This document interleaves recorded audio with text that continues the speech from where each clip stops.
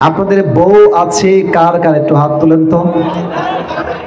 নাই নাই নাই, আচ্ছা হাত নামান। আপনাদের বউ নাই সিঙ্গেল কারা একটু হাত তুলেন। দাঁড়াও না, বসো সোনামণি, বসো বসো বসো। আপনাদের কারো বউ নাই শিওর তো? আমি বিশ্বাস করি না, সত্যি না মিথ্যা? আমার স্যারেরা আমার ডানে বামে আছেন, স্যারেরা আপনাদেরকে আমি আবদার করতে চাই, নামা হাত নামারে বেটা। আমি আমার আব্বা জানদেরকে বলতে চাই, আব্বা জানেরা, আমি আগেও বলেছি আজও বলছি, এই শীতকালে যুবকদের শীত কম্বল দিয়ে নয়, ল্যাপ দিয়ে নয়, একমাত্র বউ দিয়ে দূর হবে যুবক ভাই। একমাত্র চরিত্রবান মেয়েকে বিয়ে করলে যুবকদের চরিত্র ঠিক হয়ে যাবে, ঠিক কিনা বলেন? আব্বারা বোঝে না রে, আব্বারা বোঝে না। আল্লাহ তাআলা আব্বা জানদেরকে বোঝার তৌফিক দান করুন, সবাই পড়া আমিন। মাঝে মাঝে আমার কলিজার টুকরা আব্বা জানরা বোঝে, বাট কিছু মেয়ে আছে দেখবা টাকা ছাড়া বিয়েই বসতে চায় না। আমি নিজে দেখেছি বাংলাদেশে, তোমরাও দেখেছো আমি জানি, কিছু কিছু মেয়ে আছে দেখবা টাকা পাইলে টাকলার সঙ্গে বিয়ের পিড়িতে বসে যায় যুবক ভাই। আল্লাহ এদেরকে হেদায়েত দান করুন, সবাই পড়া আমিন। আমরা টাকাওয়ালা মেয়ে চাই না, আমরা সুন্দরী চাই না, আমরা আটাওয়ালি চাই না, আমরা খাদিজার চরিত্রবান মেয়ের সন্তান চাই যুবক ভাইরা। মধ্যবিত্ত পরিবারের সন্তান মানেই হচ্ছে এটা ব্র্যান্ড যুবক ভাইরা। এর কারণ কি? আমি বলেছিলাম যে আপনি আমাকে সাইকেল দিবেন, আমার তাতেও চলবে। আপনি আমাকে বাইক দিবেন, তাতেও আমার চলবে। আপনি আমাকে কার দিবেন, তাতেও চলবে। বলবেন যে হেঁটে হেঁটে আসতে হবে, তাও চলবে, কারণ আমি মধ্যবিত্ত পরিবারের সন্তান। আপনি আমাকে ভাত দিবেন, ভাজি দিবেন, তাও চলবে। আপনি আমাকে ভাত দিবেন, ভর্তা দিবেন, তাও চলবে। আপনি আমাকে ভাত দিবেন, ডাউল দিবেন, তাও চলবে। ভাত দিবেন, গোস্ত দিবেন, তাও চলবে। কিছুই দিবেন না, এক প্লেট পানি দিবেন আর কয়েকটা ভাত দিবেন, পান্তা ভাত একটা মরিচ দিয়ে হলেও আমার চলবে। কারণ আমি বড়লোক ঘরের খুব খাওয়া পড়া পোষা কোনো ব্রয়লার মুরগি নই। আমি মধ্যবিত্ত পরিবারের সন্তান, আমি কঠোর পরিশ্রমী খেটে খাওয়া সন্তান। আমি অনেক মেয়ে আছে দেখবেন স্বামীকে হ্যাপি প্যারা দেয়, আচ্ছা আমার অমুক বান্ধবীর স্বামী না তাকে একটা আইফোন 15 কিনে দিয়েছে, তুমি কি জানো? এর কারণ কি? কারণটা এটা নয় যে খবর দিবে, উদ্দেশ্য হচ্ছে ওকে কিনে দিয়েছে, তুমি আমাকে কখন কিনে দিবা, ঠিক কিনা বলে? মানুষের স্বভাব হচ্ছে যা আছে তা নিয়ে ভাবে না, যা নাই তা নিয়ে ভাবে। অমুকের এইটা আছে, অমুকের সেইটা আছে, আমার জীবনে কষ্ট দুঃখ, আমার অভাব, আমার গাড়ি নাই, বাড়ি নাই, টাকা নাই। আল্লাহ বলছে না না, এই সব নিয়ে ভেবো না। তুমি ভাবো তোমার জীবনে আল্লাহ কি দিয়েছে, কি নিয়ামত দিয়েছে। ভাবতে পারলে তোমার জীবনটা সুন্দর হয়ে যাবে। সুবহানাল্লাহ পড়ে সবাই। আপনি রাস্তা দিয়ে হাঁটতেছেন, ইস রে কবে আমার বিয়ে হবে রে, বউটো পাইতেছি না, মনে মনে আপনার মনটা খারাপ। তো আমি কিন্তু হাসির জন্য বলছি না, আমি আপনাকে বোঝাতে চাই তাফসীরটা আসলে কি। তো দেখলেন রানী শঙ্করের মোড়ে একটা সুন্দরী মেয়ে দাঁড়ায় আছে, জাস্ট চোখটা একবার পড়ে গেছে, আর মনে মনে ভাবছেন যে ইস রে এই মেয়েটা আমার বউ হলে দুনিয়া মে মুঝে और क्या चाहिए, ये मिल जाए तो दुनिया ही मिल जाएगी मुझे।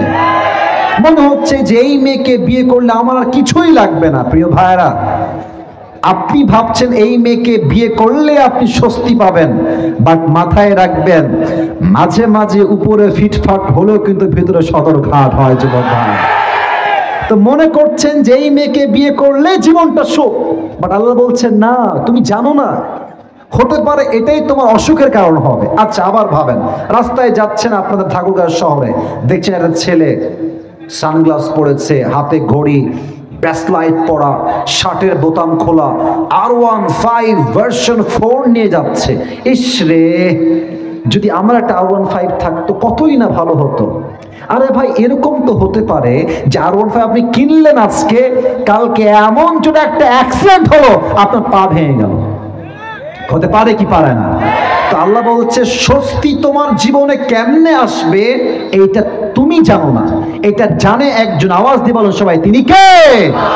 তাহলে বোঝা গেল কষ্টের কারণ সবার জানা আছে, যে আমার বাড়িতে গাড়ি নাই এটা আমার কষ্ট, আমার বউ নাই এটা আমার কষ্ট, আমার স্বামী নাই এটা আমি মেয়ে হিসেবে কষ্ট, আমার বাসায় ডাল নাই এটা আমার কষ্ট, আমি জানি। বাট এই কষ্ট দূর হবে কেমনে এটা জানে এক সত্তা। আওয়াজ দিয়ে বলেন সবাই, তিনি কে? আমি ছোট্ট একটা এক্সাম্পল আমার লাইফ থেকে দিচ্ছি, কষ্টের সাথেই আছে সুখ, কষ্টের পরে নয়। আমি ঢাকায় গেলাম, ঢাকা যমুনা ফিউচার নাম শুনছেন আপনারা সবাই? স্যার এখানে আসেন, এখানে বসেন, এখানে বসেন।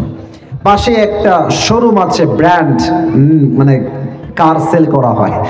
তো আমি গেলাম গাড়ি কেনার জন্য, একটা শানদার গাড়ি, বিশাল লম্বা, ব্ল্যাক কালার। আমি কিনলাম, প্রায় গাড়ির মার্কেট প্রাইস ছিল তখন প্রায় 50 লাখেরও বেশি, তখনকার মার্কেট প্রাইস, নিউ প্রাইস। তো আমি খুব শখ করে গাড়িটা কিনে নিয়ে আসলাম জানুয়ারির 1 তারিখে। বলেন সবাই, কয় তারিখে? 1 তারিখে। তো আমি কিনে গাড়িটা জাস্ট 6 দিন চালিয়েছি। আমার 7 তারিখে প্রোগ্রাম ছিল ঢাকা পার হয়ে কুমিল্লা চাঁদপুরে। যে চাঁদপুর থেকে যখন আমি প্রোগ্রামটা করে বাসায় ফিরে আসবো, জাস্ট আপনাদের যে আসলাম এই পাশ দিয়ে, দেখবেন রোড সোজা এদিকে, ডানে একটা মোড়, আবার বামে, আবার ডানে, আবার বামে। তো আমার ড্রাইভার যিনি ছিলেন তখন তার আসলে আবেগ কাজ করছে, বিবেক কাজ করে নাই। তো এই ছোট্ট রাস্তা গাড়ি চালিয়েছে 80-তে। কততে আব্বাজান? 80। আপনারা যারা গাড়িতে উঠেছেন আপনারা বুঝবেন, গাড়ি যদি 80-তে থাকে, আপনি বামে যদি গাড়ি ঘোরান, বামে গাড়ি আর ঘুরবে না, সোজা খাদে যাবে, কারণ গাড়ি ব্যালেন্স থাকবে না তখন। গাড়ি যখন স্লো থাকে আপনি ঘুরাইলে টার্ন নেবে, যদি গাড়ি থাকে 100-তে আপনি ঘুরাবেন, গাড়িও উড়বে, আপনিও উড়বেন। কথা ঠিক আছে কিনা বলেন যুবক ভাইরা? তা আমি বসে বসে কেবল ওয়াচ শেষ করে আসছি, পুরো গা ঘেমে আছে, জাস্ট জুব্বাটা খুলে আর একটা জুব্বা পরেছি, আমার সিট বেল্টও বাঁধা নাই। হঠাৎ করে দেখলাম যে আমি উঠতেছি, উড়ে যাচ্ছি। আর আমি দেখলাম, আমার হাত দেখেন, আমার ডান হাতটা দেখেন, আমি দেখলাম আমার গাড়িটা এমনে একবার উল্টাইছে, আবার আবার 3 বার এমনে উল্টাইছে, উল্টায় সোজা আমার গাড়িটা গিয়ে পড়লো পানির ভেতরে।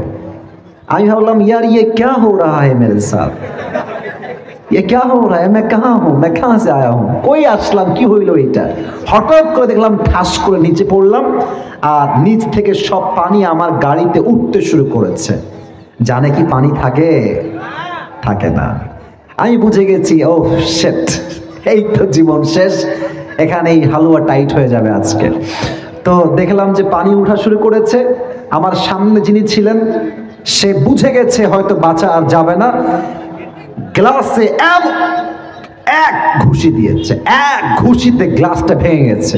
সে ওই পাশ দিয়ে বের হয়ে গেছে, গ্লাস ভেঙে, জানলা ভেঙে বের হয়ে গেছে। আর পানি যখন উঠতে শুরু করেছে তখন আমরাও বের হওয়ার জন্য পাগল হয়ে গেছি। আর চতুর্পাশের সব এলাকার লোক, এমন জোরে একটা সাউন্ড হয়েছে, চতুর এলাকার লোক সব জমা হয়ে গেছে। আসিফ হুজুরের গাড়ি অ্যাক্সিডেন্ট, সবাই আরো দৌড় দিয়ে আসছে ভালোবাসার সাথে। আমার গাড়ি যখন ওঠালো, ওই আপনার শিকল দিয়ে এমনি টেনে টেনে পানির থেকে, আমি দেখলাম যে গাড়ির সামনের গ্লাস নাই, ডানের জানালা নাই, আমার গাড়ির ছাদও নাই, আমার গাড়ির কিছুই নাই, আমার গাড়িই নাই, একদম জিরো হয়ে গেছে। কিন্তু স্বস্তি কোথায়, কষ্ট কোথায় আগে বলে দেই। কষ্ট হচ্ছে, ইসরে এত কষ্টের টাকা দিয়ে নতুন গাড়ি কিনলাম, খাদে পড়ে গেল, 7 দিনে শেষ হয়ে গেল, কষ্ট। আর স্বস্তি কোথায়, যে ইসরে যেখানে বাঁচার কথা নয়, মরে যাওয়ার কথা, ওখানে 7 জন মানুষ ছিলাম, কারো গায়ে একটা চুল পরিমাণ আঁচও লাগে নাই, আঘাতও লাগে নাই। বলেন সবাই সুবহানাল্লাহ। এটাই স্বস্তি। ভেঙে গেছে কষ্ট, বেঁচে গেছি স্বস্তি। আমি আবারও বলছি, গাড়ি শেষ হয়ে গেছে কষ্ট, বাট আমি যে বেঁচে আছি, আর একটা বেঁচে থাকলে এটা কেন, একদিন তো BMW কিনতে পারবো, ঠিক কিনা বলেন? জীবনটা কষ্টের পরে সুখ নয়, কষ্টের সাথেই আছে সুখ। আল্লাহ বোঝার তৌফিক দান করুক। সবাই বলেন আমিন।